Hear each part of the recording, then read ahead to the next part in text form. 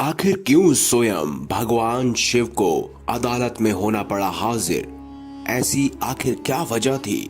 और फिर जज के साथ आखिर ऐसा क्या हुआ जो सबके होश उड़ गए? आप देख रहे हैं मंदिर दर्शन।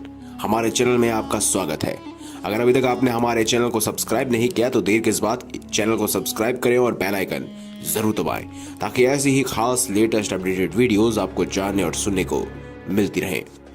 दोस्तों, आज की इस वीडियो में हम किसी मंदिर का जिक्र नहीं करेंगे, लेकिन आज हम भगवान शिव और उनके भक्त से जुड़ी एक सच्ची घटना आपको सुनाने जा रहे हैं जो आपको सुननी चाहिए।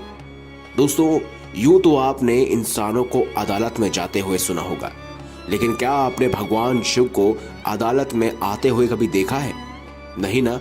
ये चमत्कार से कम नहीं, ये घटना घटी थी 40 साल पहले, जब वृंदावन में एक संत रहा करता था जो रोज भगवान शिव की नित्य पूजा करता और शिवलिंग पर हमेशा जलाभिषेक करता और वहां की मिट्टी को तिलक के रूप में लगाकर वापस लौटाता। लेकिन कभी भी वो मंदिर के अंदर नहीं जाते थे। वहां आसपास के सभी लोग उन्हें जज साहब कहकर पुकारते थे। एक दफा एक व्यक्ति ने वहीं के पुरोहित से पूछा कि उन्हें सब जज साहब कहकर क्यों बुलाते हैं। तब पुरोहित ने उन्हें वो सच्ची घटना बताई। कुछ समय पहले दक्षिण भारत के एक शहर में ये व्यक्ति जज हुआ करता था, जिसने एक बार एक ऐसे व्यक्ति का केस लड़ा कि उसके बाद से इनकी जिंदगी बदल गई। दरअसल दोस्तों, बात ये है कि ये जिस शहर में रहते थे उस शहर से सटा हुआ एक गांव था जहां भोला नाम का एक व्यक्ति रहता था। वह व्यक्ति काफी भोला और गरीब था, जिसने अपनी बेटी की शादी के लिए गांव के जमींदार से कर्ज लिया था।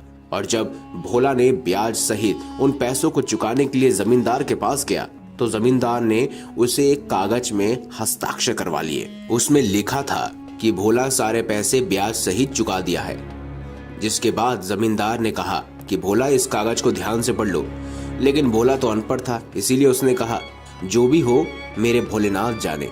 ऐसा सुनकर जमींदार के मन में लालच आ गया। उसे लगा कि ये तो अनपढ़ है, अभी कागज बदल देता हूँ। उसने धोखे से कागज को बदल दिया और फिर कुछ समय बाद भोले के खिलाफ अदालत में केस दर्ज करा दिया कि भोला ने अब तक कर्ज के पैसे नहीं चुकाए।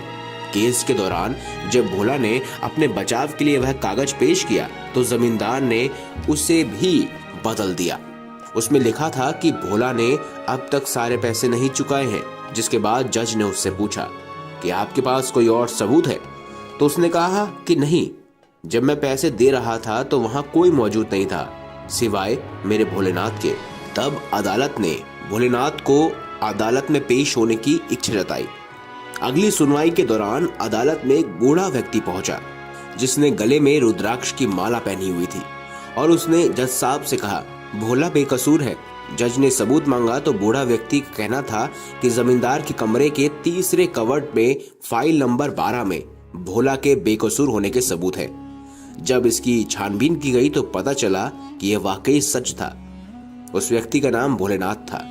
जिसके बाद जज ने भोला से पूछा कि यह बूढ़ा व्यक्ति कौन है।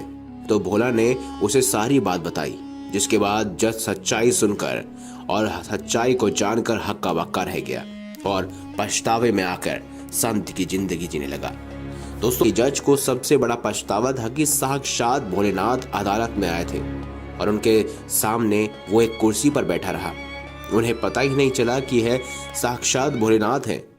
तब जज ने इस पछतावे की वजह से संत की जिंदगी जीना शुरू कर दी। तो दोस्तों, आपका क्या मानना है इस कहानी को लेकर? अगर ये वीडियो आपको अच्छी लगी हो तो इस वीडियो को लाइक करें, हमारे चैनल को सब्सक्राइब करें और ज्यादा से ज्यादा शेयर अवश्य करें। मिलेंगे अगली बार एक नई खास वीडियो के साथ। तब तक के लिए बहुत बहुत धन्यवाद।